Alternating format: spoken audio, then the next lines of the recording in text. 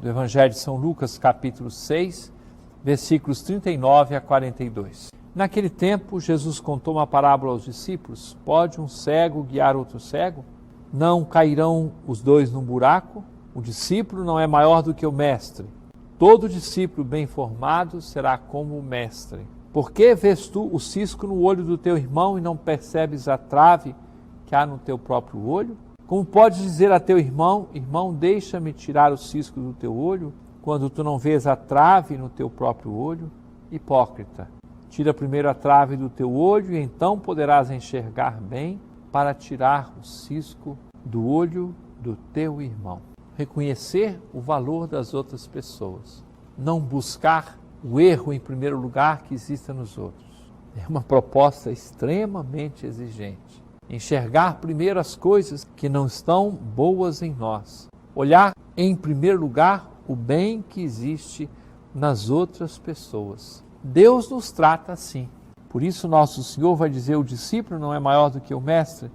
Todo discípulo bem formado será como o mestre. E quem age dessa forma senão Deus? Quem vem ao nosso encontro, abrindo-se para servir-nos, para ir ao nosso encontro e experimentar conosco o gosto dessa convivência? Nosso Senhor faz isso conosco. Ele vê o nosso olho que brilha, ao invés de mostrar ciscos que existem em nossos olhos. Também podemos aprender a fazer o mesmo, a ter atitudes de maior liberdade, de maior tranquilidade diante das outras pessoas, esperando sim a hora de Deus para o crescimento, a restauração, a vida de cada uma dessas pessoas. Que nosso Senhor nos abra hoje os olhos do coração. Esta palavra do Evangelho é oportuna para levar-nos à conversão do nosso coração. Timóteo está na comunidade de Éfeso. A comunidade de Éfeso estava sofrendo uma situação que é própria daquele tempo e deste tempo também. As lideranças, meus irmãos, não estavam entendendo o papel de serviço que elas têm. A liderança, a coordenação, as pessoas que são chamadas à liderança e à coordenação das comunidades, das pastorais, das paróquias, da nossa vida social, da nossa vida política. As pessoas que são chamadas à coordenação são chamadas ao serviço.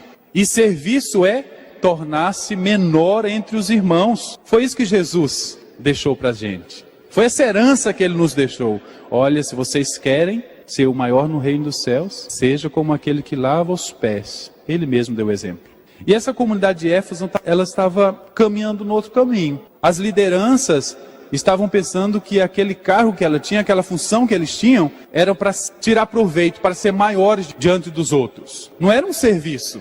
E São Paulo, ao escrever para Timóteo, ele coloca o exemplo de sua própria vida, sua própria conversão.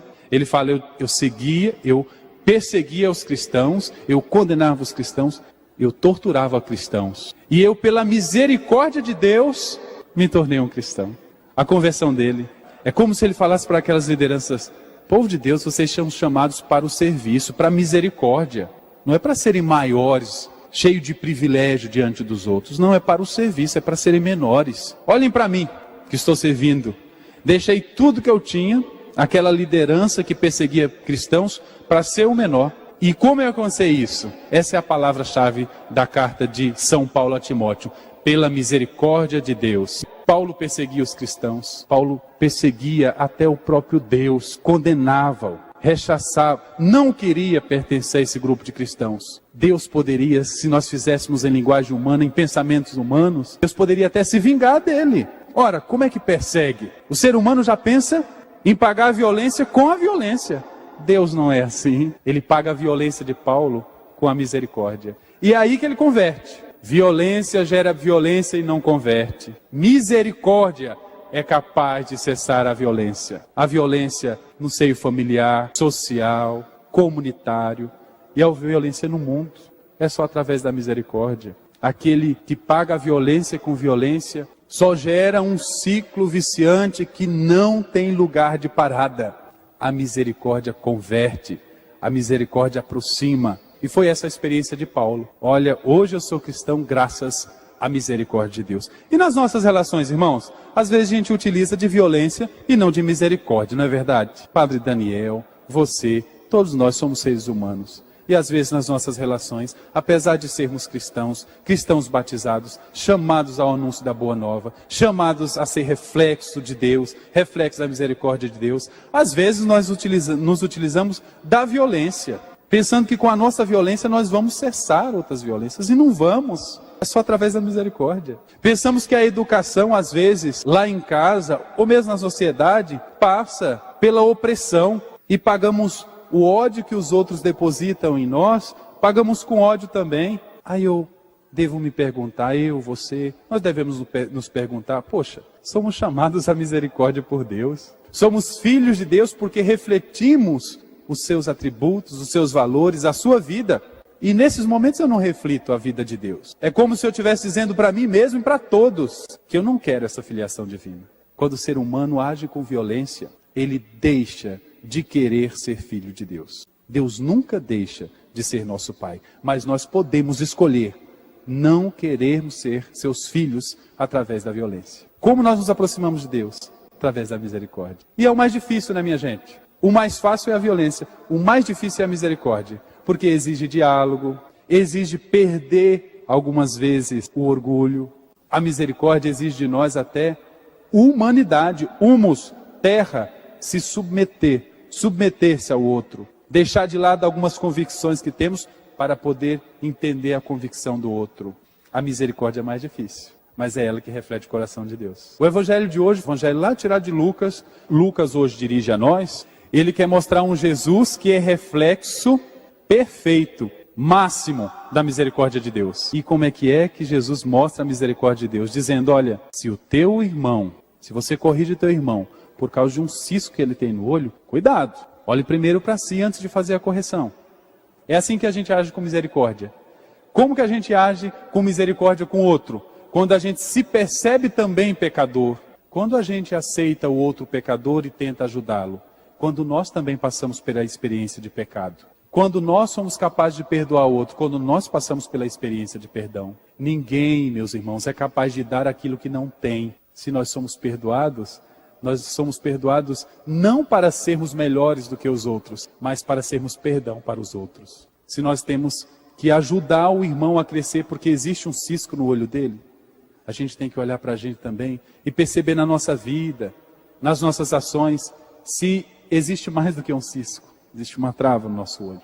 Passar pelo olhar interior para poder ajudar o outro. Isso é sinal de misericórdia. E eu digo para você, quem passa pela experiência de pecado, de dor e de sofrimento, entende melhor o irmão pecador que tem dor e que sofre. As nossas experiências, meus irmãos, nos conduzem à aceitação e à ação de misericórdia para com os nossos irmãos e irmãs. Ao olharmos para o outro, olhemos com o olhar daqueles que também passam por experiências de dor, de sofrimento e de pecado. Assim deve ser nossa vida, nossa relação humana. Jesus fala mais uma vez aos seus discípulos da importância da coerência de vida, uma coisa que não pode acontecer na vida do discípulo de Jesus é querer ficar apontando os erros dos outros. O importante é olharmos para nós mesmos, corrigirmos a nossa vida e não ficarmos reparando tanto na vida do irmão. Para o irmão nós temos que ser testemunho de seguidor de Jesus, testemunho de amor a Deus. Mas o que me chama bastante atenção nas leituras está na primeira leitura, que é uma carta de São Paulo a um dos seus discípulos, que é Timóteo. São Paulo chega e deseja falar a um dos seus discípulos, um tal de Timóteo. E nós percebemos que esse Timóteo fez uma experiência, como Paulo fez, como tantos outros fizeram, como você tem feito, a experiência do Cristo ressuscitado. E esse Timóteo estava seguindo a sua caminhada de cristão. Paulo escreve para encorajá-lo. Paulo escreveu diversas cartas. E todas as cartas de São Paulo é para encorajar aqueles que estavam seguindo a caminhada de Cristo Jesus. Vejam vocês que para Paulo conseguir falar e animar uma comunidade, animar uma pessoa como animou Timóteo, ele fez uma experiência primeiro. Ninguém fala daquilo que não vive, porque senão é que nem um sino. Bate, bate, mas só faz barulho aquilo. Para falar de algo é preciso experimentar. E quando a gente experimenta, a gente fala com mais propriedade ainda, porque a gente fala com convicção. E eu gosto de São Paulo por causa disso, porque ele tinha convicção naquilo que ele falava.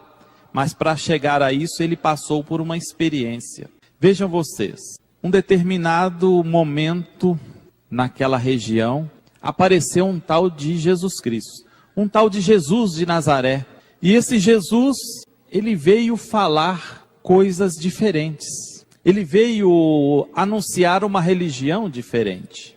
A religião dominante na época fazia a sua experiência de Deus, fazia o seu contato com Deus, ou vivia as coisas de sua fé a partir da lei. Estava tudo escrito. Então, para mim dizer que eu sou religioso, eu olhava o que está escrito na lei mosaica e cumpria. E com o passar do tempo, isso foi se tornando como que algo automático. Está escrito lá, devo ser assim, vou ser assim. Devo fazer assim, vou fazer assim. Devo caminhar assim, caminharei assim. Então, para se dizer religioso, o importante era seguir a lei. Jesus vem e mostra um novo jeito de viver e de ser religioso. Ele vem mostrar a experiência do amor. Ele vem mostrar que Deus se baseia numa única lei, que é a lei do amor, que é a lei maior. E a partir dessa lei do amor a Deus e do amor que Deus tem para com as pessoas, todo o resto se torna secundário. Porque o mais importante é experimentar o verdadeiro amor e não simplesmente seguir uma lei por lei. O mais importante é experimentar o amor de Deus.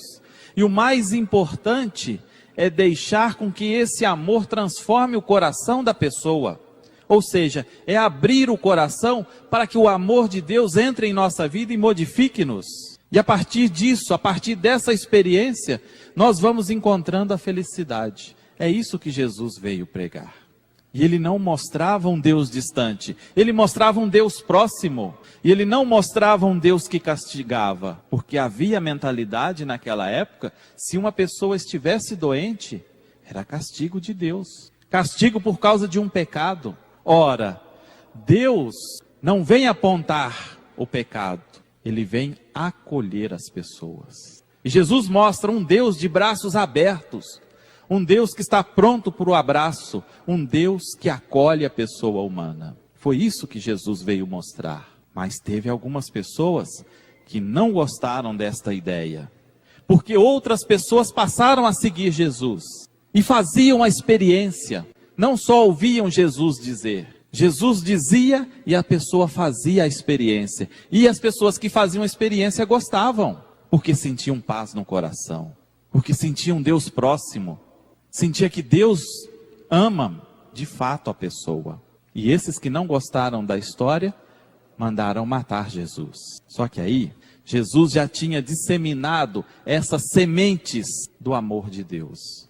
E aqueles que fizeram a experiência gostaram tanto e começaram a postar as suas vidas. E foram contando para os outros, foram testemunhando, foram mostrando como é grande o amor de Deus. E foram se formando as pequenas comunidades cristãs, comunidades seguidoras de Jesus.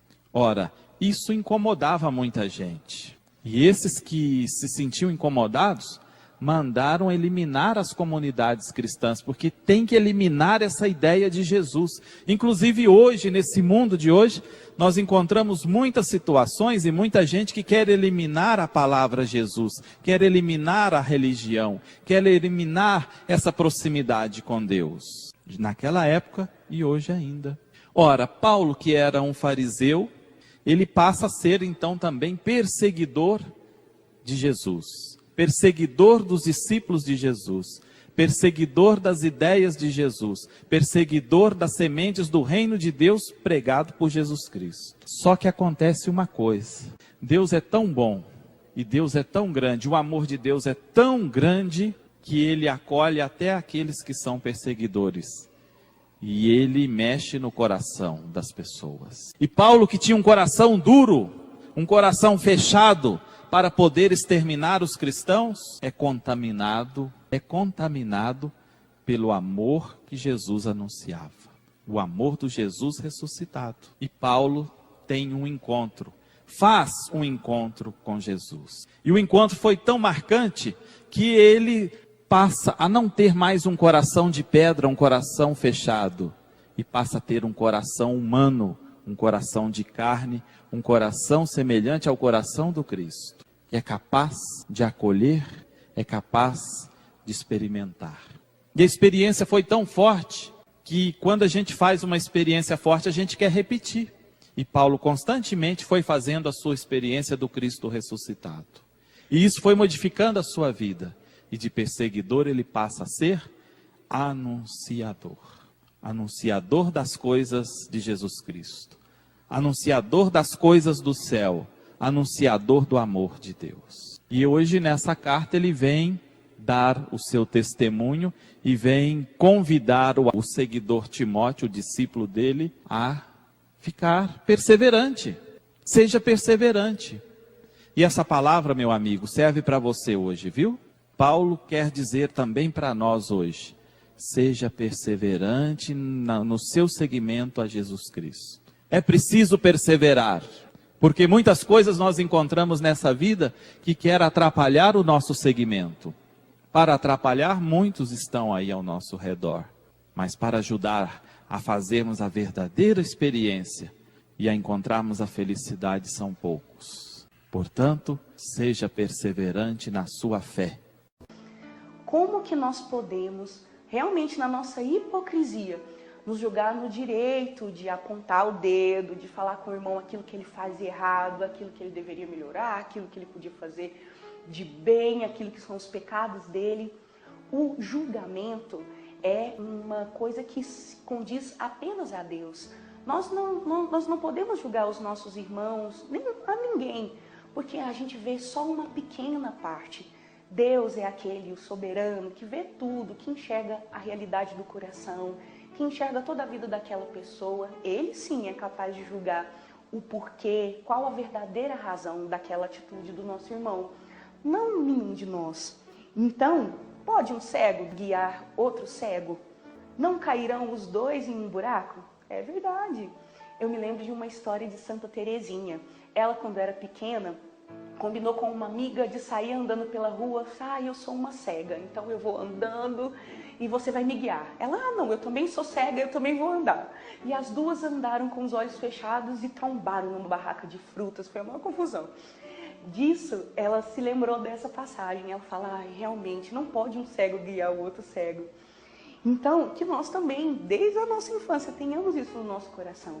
A gente não precisa julgar o nosso irmão, não é necessário que a gente passe o nosso tempo pensando e ouvindo, falando sobre a vida alheia, mas que nós possamos acolher de verdade a palavra do nosso coração e saber da nossa limitação. Sim, Senhor, somos cegos, somos falhos, mas nós queremos seguir nos seus caminhos, Senhor. Guia-nos, Senhor, que você possa nos guiar no caminho da verdade, no caminho da misericórdia. Porque muitas vezes nós reparamos no cisco do nosso irmão. Estamos lá com o olho fechado, cheio de coisa, e ainda queremos dar palpite na vida do nosso irmão também.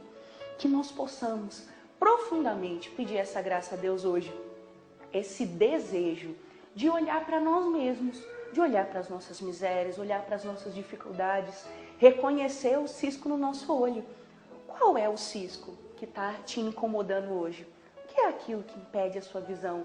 O que hoje tem te incomodado a ponto até de esquecer das suas fraquezas e ficar apontando as fraquezas do outro? Porque muitas vezes a gente olha no outro o nosso espelho. Pode reparar. Se você não gosta muito de uma característica de alguém, com certeza é porque você tem esse defeito também. Então, Deus hoje quer nos falar o seguinte: não se preocupe com as suas fraquezas, com as suas misérias e com a miséria do seu próximo. E também não seja hipócrita. Tire primeiro a trave do seu olho. vamos ser bem formados, como o próprio Cristo acabou de nos falar no seu evangelho, que aquele que é bem formado aprende a ser como o mestre. E o mestre, Jesus, ele quer que nós sejamos bem formados, dado a sua grande formação que ele nos dá no seu evangelho, de uma forma simples, de uma forma compreensiva para todos nós. Só não entende quem não quer, só não entende quem quer ser hipócrita, como ele mesmo chama aqueles que muitas vezes não acolhem o amor de Deus no seu coração, se torna uma pessoa perversa para com os seus irmãos e irmãs, a ponto de ver apenas o erro dos outros, as misérias dos outros, e não consegue enxergar a sua própria miséria, os seus próprios defeitos. E hoje, 3 ensinamentos a palavra de Deus nos traz, para que possamos viver o dia de hoje e todos os dias de nossas vidas. E nós aprendemos boa parte desses ensinamentos com o apóstolo São Paulo na primeira leitura de hoje. Quando ele, ao escrever uma carta para Timóteo, ele vai destacar 3 coisas. A primeira, reconhecendo que tudo é graça de Deus, né? Ele vai iniciar dizendo que ele louva a Deus pela força que ele recebe do Cristo. Ou seja, Cristo é a nossa força. Precisamos reconhecer que sem a graça de Cristo, nós não somos nada. Ele é a nossa força. Porque nós somos fracos, nós somos limitados. E justamente por esta condição humana, nós precisamos reconhecer as nossas misérias, reconhecer os nossos pecados. Ele vai dizer, né, que ele reconhece que Cristo, mesmo ele blasfemando, mesmo ele perseguindo a igreja de Cristo, ele confiou a ele o serviço de apóstolo. Então ele reconhece o seu pecado, reconhece os seus erros. E é isso que nós precisamos, muitas vezes, fazer para podermos acolher na liberdade este amor que Deus derrama sobre todos nós. E que muitas vezes não chega até nós porque nós nos fechamos, porque nós não reconhecemos na humildade a nossa condição pecadora, a nossa condição de limitação que todos nós temos. E depois, num terceiro momento, a palavra de Deus vai nos convidar a reconhecer a misericórdia de Deus.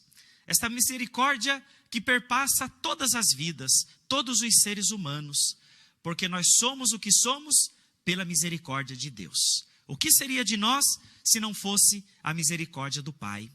O Pai, ele reconhece a cada um de nós. Ele sabe, no mais profundo dos nossos corações, tudo o que se passa. Ele sabe das nossas imperfeições, ele sabe dos nossos defeitos, ele sabe dos erros, dos pecados que nós cometemos. Mas nem por isso ele deixa de nos amar, nem por isso ele deixa de confiar em nós.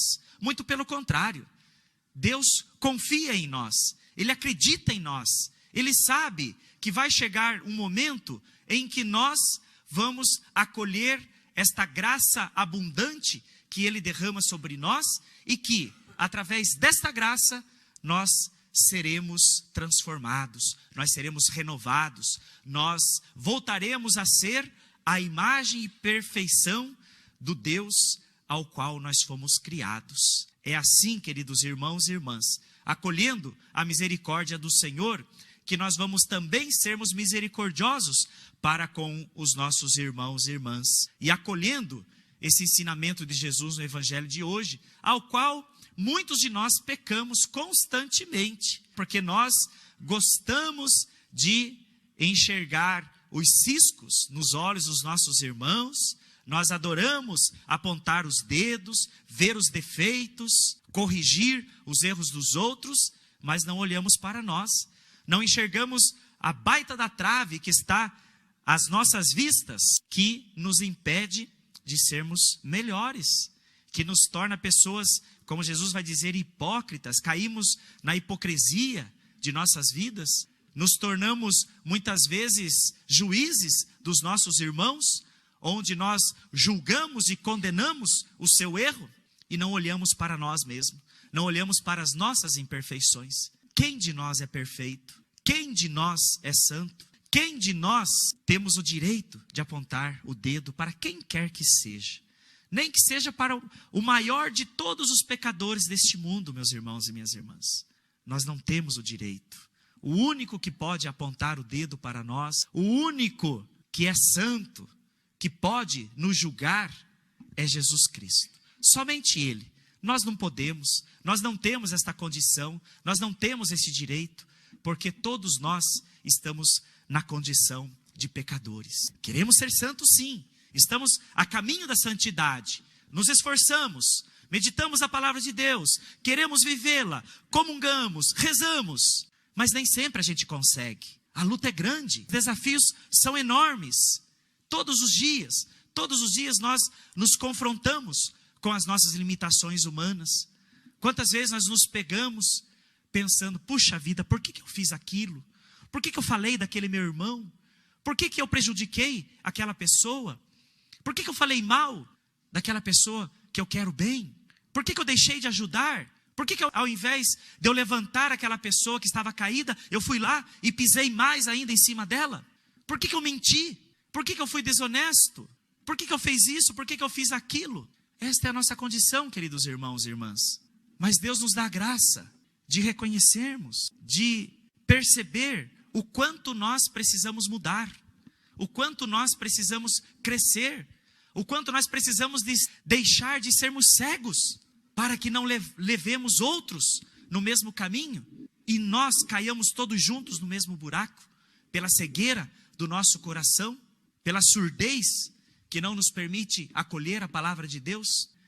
Que a Santa Eucaristia nos torne pessoas mais puras, para sermos misericordiosos para com os nossos irmãos e irmãs, não sermos coniventes com o erro, não sermos coniventes com o pecado, mas nos ajudarmos mais, ajudarmos os outros a serem mais santos. Mas é preciso que eu também, através dos ensinamentos do Senhor, que eu busque ser mais santo, para poder ajudar os outros a serem mais santos. Ao invés dos julgamentos, das condenações, ao invés das mentiras, ao invés de tantos pecados que nós cometemos contra o nosso irmão e a nossa irmã, vamos agir com misericórdia, porque nós não somos melhores e maiores do que ninguém, nós não somos mais santos do que ninguém, mas aquilo que Jesus certa vez nos disse, o que eu quero é misericórdia. Sede misericordiosos como vosso Pai do céu é misericordioso. Hajamos assim, para que o próprio Deus também haja com misericórdia com cada um de nós. Neste evangelho nós vemos a grande necessidade que nós temos, se queremos de verdade ser discípulos de Jesus, de termos humildade de reconhecer a nossa condição, de reconhecer que nós somos cegos e que nós precisamos de Deus para enxergar. É fundamental para a nossa vida esta verdade reconhecida. A humildade é a condição necessária para ser discípulo. Por quê? Porque esta ideia aqui que Jesus traz, de reparar no cisco do olho do irmão e querer ajudar, é aquela terrível mania que a gente tem de ficar olhando o defeito do outro, de ficar com julgamentos, com acusações. Olha, o teu olho está com cisco. Olha, você está agindo assim. Olha, você está agindo daquele jeito. Qual é o problema nisso tudo? Nós nos acharmos melhores do que os outros. E neste achar que sou melhor, eu começar a julgar e a querer condenar. Jesus diz, cuidado, o teu olho não tem só um cisco, tem uma trave. É necessário antes arrancar do teu próprio olho esta trave que te impede. E aí sim você poderá ajudar de verdade o seu irmão, sem acusações. Senão serão cegos guiando cegos, como Jesus falou no início, e ambos cairão no buraco. Porque também é algo que Jesus fala no Evangelho que toca o coração. O discípulo não está acima do mestre. Todo discípulo bem formado será como o mestre. Aqui Jesus nos fala do esforço, do empenho, a partir da humildade, nos esforçarmos por seguir o exemplo do Senhor. E assim, quando nós formos tocados por Ele, quando nós formos curados da nossa cegueira, nós poderemos, com humildade, ajudar os nossos irmãos a enxergar também. Porque Deus não se alegra com esses dois cegos, um guiando o outro caindo no buraco. Deus quer que nós tenhamos a luz nos nossos olhos.